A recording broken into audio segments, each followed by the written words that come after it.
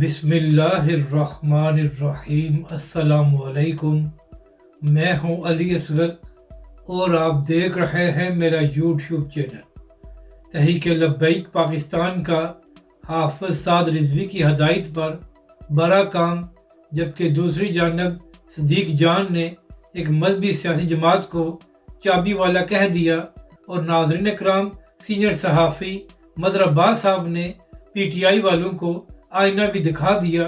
اس video میں ہم اسی کے متعلق بات کریں گے، مگر اس سے پہلے ناظرین اکرام، اگر آپ نے ابھی تک ہمارے اس چینل کو سبسکرائب نہیں کیا تو سبسکرائب کر لیں تاکہ آپ ہماری مزید ویڈیوز کو بھی دیکھ سکیں۔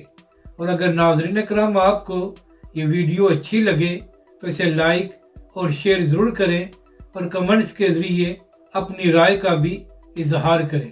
تو ناظرین اکرام، 25 سے 30 پی ٹی آئی کے کارکن جن کو 9 مئی کے حوالے سے فوجی عدالتوں سے 2 سال کی سزائیں سنائی گئی تھی، ان کی سزاؤں کو آرمی چیف نے معاف کر دیا تھا۔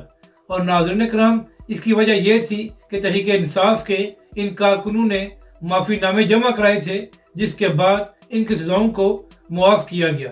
مگر ناظرین اکرام، جیسے ہی یہ لوگ رہا ہو کر باہر آئے تو اس کے بعد ان لوگوں نے نہ صرف نعرہ بازی کی بلکہ ان کو ہیرو بنا کر پیش کیا گیا۔ تو اسی حوالے سے ایک پروگرام میں بات کرتے ہوئے سینئر صحافی مظہر عباس صاحب نے کہا کہ پہلے ان لوگوں نے معافی نامے جمع کرائے، اور جب ان لوگوں کو رہائی مل گئی ہے اور اب یہ لوگ ہیرو بن رہے ہیں، تو مظہر عباس صاحب نے کہا کہ اگر ان لوگوں نے کچھ غلط نہیں کیا تھا تو پھر ان کی جانب سے معافی نامے کیوں جمع کرائے گئے۔ سینئر صحافی مظہر عباس صاحب نے کہا کہ جو حرکت ان کی جانب سے کی گئی ہے، اس کے بعد جو پی ٹی آئی کے مزید کارکنوں کو بھی معافی مل سکتی تھی، اب ان کے لیے مشکلات پیدا ہو گئی ہیں۔ یعنی کہ ناظرین اکرام، سینئر صحافی مظہر عباس صاحب نے جیو نیوز کے پروگرام میں بات کرتے ہوئے کہا کہ پہلے ان لوگوں نے خود اپنی جانب سے معافی نامے جمع کرائے، تو جب ان کو معافی مل گئی ہے تو اب یہ لوگ ہیرو بن رہے ہیں۔ اب بات کرتے ہیں کہ تحریک لبیک پاکستان نے کیا بڑا کام کیا ہے۔ تو ناظرین اکرام، فلسطین کے معاملے پر تحریک لبیک پاکستان نے 2 لانگ مارچ کیے ہیں، اور اس کے ساتھ ساتھ تحریک لبیک پاکستان نے پاکستان کے بڑے بڑے شہروں میں ریلیاں بھی نکالی تھی۔ اور پھر ناظرین اکرام، آخر میں تحریک لبیک پاکستان نے فیض آباد میں ایک دھرنا بھی دیا تھا، جس کے بعد حکومت اور تحریک لبیک کے درمیان مذاکرات ہوئے تھے، اور تحریک لبیک کے ساتھ ایک معاہدہ بھی کیا گیا تھا۔ اور اب ناظرین اکرام، ایک بار پھر تحریک لبیک پاکستان حافظ سعد رضوی کی ہدایت پر ایک بڑا کام کر رہی ہے۔ ناظرین اکرام، تحریک لبیک پاکستان مسلسل اہل غزہ کو خوراک مہیا کر رہی ہے۔ تو ناظرین اکرام، نہ صرف تحریک لبیک پاکستان نے فلسطینی بھائیوں کے لیے آواز بلند کی اور پروٹیسٹ کیا، بلکہ اب تحریک لبیک پاکستان اہل غزہ کی مدد بھی کر رہی ہے۔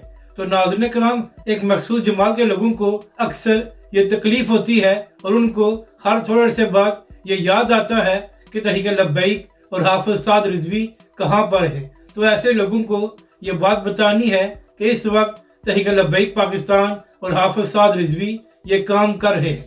اب بات کرتے ہیں کہ صدیق جان صاحب نے کس سیاسی جماعت کو چابی والا کہا ہے۔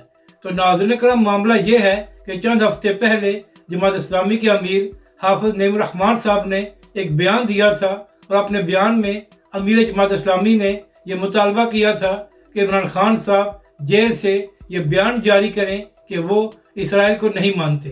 تو جیسے ہی حافظ نعیم الرحمن صاحب کا یہ مطالبہ سامنے آیا تو اس کے بعد سوشل میڈیا پر طوفان بدتمیزی شروع ہو گیا، اور پی ٹی آئی والوں نے یہ کہنا شروع کر دیا کہ جماعت اسلامی بھی کسی کے اشاروں پر چل رہی ہے، تو لہٰذا حافظ نعیم الرحمن صاحب کو چابی دی گئی ہے، جس کے بعد انہوں نے یہ بیان دیا ہے۔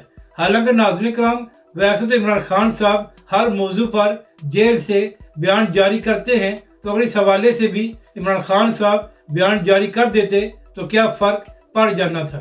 تو اسی حوالے سے ناظرین کرام، صدیق جان صاحب جو صحافی اور یوٹیوبر ہیں، ان کی جانب سے ایک ٹویٹ کیا گیا ہے۔ ناظرین کرام، صدیق جان صاحب نے اپنی ٹویٹ میں کہا کہ پنجاب کے کسانوں نے پی ٹی آئی اور عمران خان صاحب کو ووٹ دیا تھا، تو یہی وجہ ہے کہ मरियम नवाज की हुकूमत ने पंजाब में किसानों का बुरा हाल कर दिया है।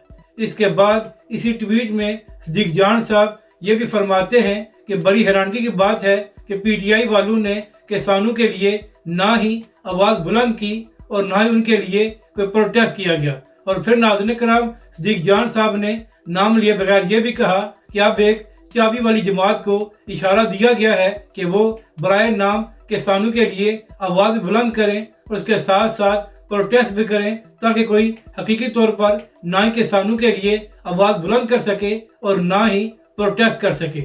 यानी कि नाज़रीन कराम, इन दिनों जमात इस्लामी किसानों के हवाले से आवाज़ बुलंद कर रही है। तो इसी पर बात करते हुए सिद्दीक जान साहब ने कहा कि जमात इस्लामी को कहीं से इशारा दिया गया है और उनको चाबी दी गई है।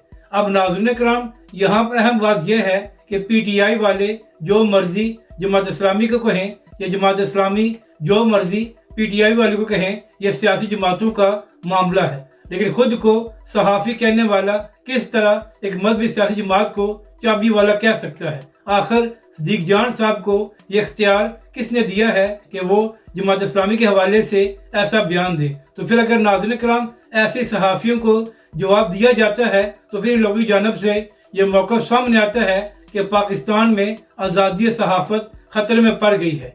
जब बराए नाम सहाफ़ी भी सियासी जमातों के कारकुन और नुमाइंदे बनकर तनकीद करेंगे तो फिर उनको भी तनकीद का निशाना बनाया जाएगा और उस वक्त इन लोगों को सहाफ़त की याद आ जाती है। नाज़रीन कराम, तहरीक लब्बैक पाकिस्तान और पीटीआई के दरमियान भी इख्तलाफात हैं और सोशल मीडिया पर दोनों जानब से एक दूसरे पर तनकीद की जाती है। मगर नाज़रीन कराम, सहाफ़ी किस तरह किसी भी जमात का कारकुन बनकर दूसरी जमात को तनकीद का निशाना बना सकते हैं? क्या सहाफ़त इसी को कहते हैं? अगर आपको ये वीडियो अच्छी लगे तो इसे लाइक और शेयर ज़रूर करें और मज़ीद हमारी वीडियोज़ को देखने के लिए हमारे इस चैनल को भी सब्सक्राइब करें।